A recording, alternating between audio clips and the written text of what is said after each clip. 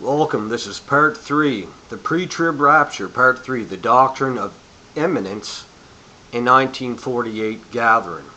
And I have a quote here from on John Woodruff, a top dispensational scholar of the past, from his book on post-tribulation today. Chapter 5, he says, the real issue as a pre-tribulationist stated is that the hope offered them in the New Testament is the hope of the rapture before the tribulation, not the hope of survival through the tribulation. Accordingly, when the rapture is presented without any detailed events preceding it, the fulfillment of the hope of the rapture is properly regarded as imminent event which necessarily must occur before the detailed prophecies that lead up to Christ's church to establish his kingdom. So John Woodruff establishes in his work there that it's imminent. The rapture can happen at any time.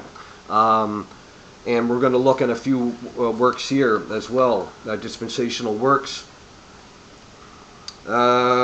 This is Dwight Pentecost, Things to Come. It's a standard work of dispensationalism, a systematic work.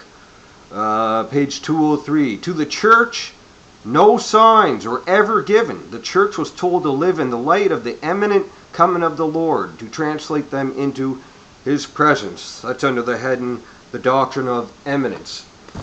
And we have Mark Hitchcock and Tommy Ice, who Don Preston pretty much beat the snot off in the 2003 debate. I have the DVDs, now they're online, YouTube. But yeah, these two guys put out this book. Hitchcock, they both scholars, both dispensational theologians. Only the pre-trib position allows for an imminent, any moment, signless coming of Christ of his own. That's an amazing statement, and that's double talk, and that's page 40 of Left Behind, a biblical view of the end times. Another book, Tim LaHaye, The Rapture, Who Will Face the Tribulation. And of course, Tim LaHaye had help with this book, with different scholars, as we know. Let me see here.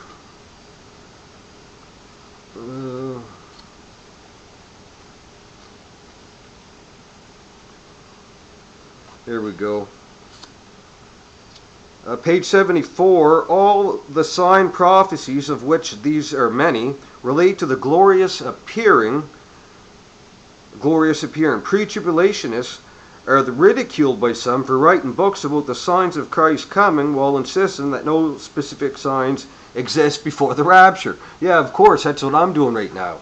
We're going to refute this idea that there's no signs before the imminent rapture. So that's 4 sources, 3 books, 1 PDF book that I have of Woodruff from their own mouth about imminence, the doctrine of imminence.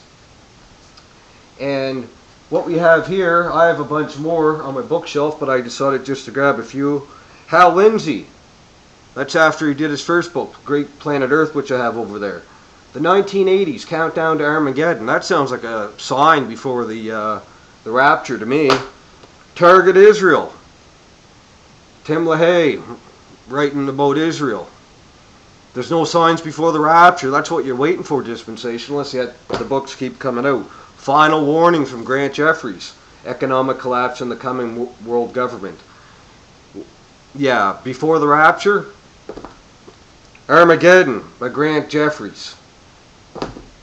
Hal Lindsey, Planet 2000. Oh, so it used to be in the 70s, then the 80s, now it's the 2000s, Hal Lindsey says Christ is coming. How is this not destroying any type of imminence? I do not know. John Hagee, The Battle of Jerusalem. But yeah, this is pretty easy to refute because of the fact of their regathering idea of Israel in 1948. And I would like to read a couple quotes from our good friend Don Preston, which is a very good little booklet. Israel 1948 Countdown to Nowhere. Very good little booklet, which completely demolishes the dispensationalist view. And they appeal the passages of the regathering in 1948 to Ezekiel 20, Ezekiel 22, Ezekiel 36, 37. And these passages don't help the dispensationalists at all. Because this is something that's happening before the rapture. And yet the rapture is imminent. No signs. Nothing can happen before the rapture. Look, the piles of books they're putting out about different signs that are happening. They say, well, there's signs for the second coming that we're looking for, but not signs for the rapture. This is double talk. Don Preston, he quoted Ezekiel chapter 20. In Ezekiel chapter 20, 33 through 38, he says, Yahweh says, I will plead with you face to face. So, and he says in another place, so I will plead with you, and I will purge out from among you the rebels of Israel, and you shall know that I am the Lord. Does that sound like 1948? I will plead with you. I will purge out the rebels from the land.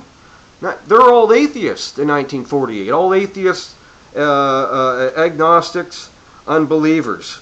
So I really do not know why that would be used at all. Now, here's another point. Page 18. Don makes a point when it comes to Ezekiel 36. This passage clearly does not refer to a gathering in unbelief, since the promise was, I will sprinkle clean water on you, and you shall be clean. I will cleanse you from all your filthiness, from all your idols. This is a promise of cleansing and healing, not a promise of gathering in unbelief and atheism. Yeah. And so we see clearly that these passages in Ezekiel, he will purge out the rebels, Ezekiel 22. Ezekiel 36 speaks about taking out the heart of stone and giving the heart of flesh. That was fulfilled in 2 Corinthians chapter 3, where Paul, in his apologetic there, he draws there from Ezekiel 36, and later in 6:16 from Ezekiel 37, the Davidic tabernacle. But we see that this idea of imminence is double talk. It's double speak when it comes to the dispensationalists, because they're always looking for signs, always looking for this and that, and so they don't really believe that the rapture, I don't think, is truly imminent at any time. Okay, thanks for the time, guys.